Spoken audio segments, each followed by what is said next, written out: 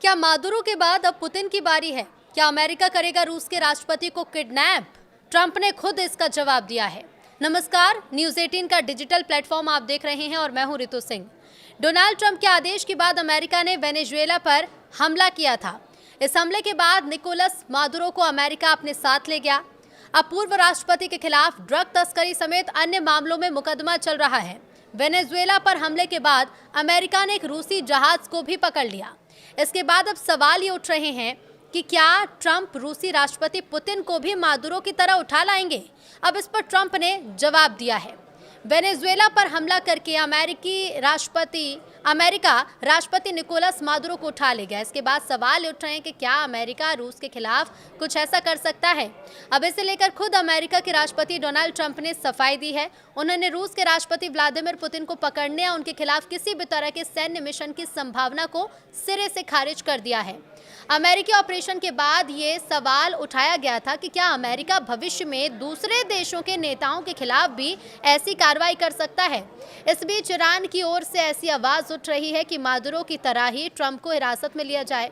एक सीधे सवाल के जवाब में ट्रंप ने कहा कि मुझे नहीं लगता कि इसकी जरूरत पड़ेगी। उन्होंने ये भी कहा कि अतीत में उनके पुतिन के साथ अच्छे संबंध रहे हैं, लेकिन अब वो उनसे काफी निराश हैं। ट्रंप का ये बयान ऐसे समय में आया जब अमेरिका की विदेश नीति आक्रामक रुख की ओर बढ़ती नजर आ रही है।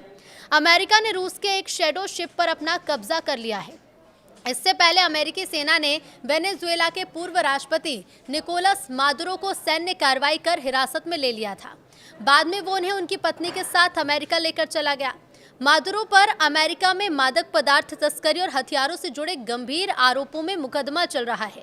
इसी घटना के बाद वैश्विक स्तर पर यह बहस भी तेज हो गई है कि क्या अमेरिका अब नेताओं को सीधे पकड़ने की नीति अपनाने जा रहा है।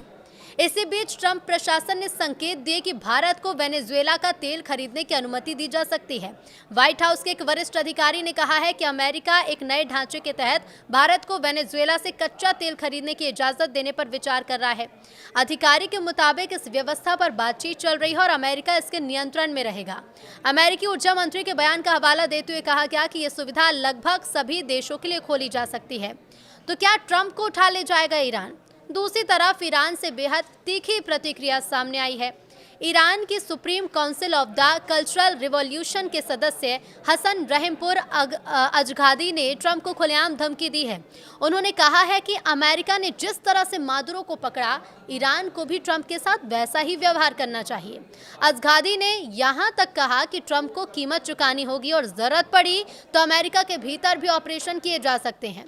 अब उनके बयान को ईरान और अमेरिका के बीच बढ़ते तनाव के रूप में देखा जा रहा है, खासकर तब जब ईरान में महंगाई और आर्थिक संकट के खिलाफ बड़े पैमाने पर प्रदर्शन चल रहे हैं।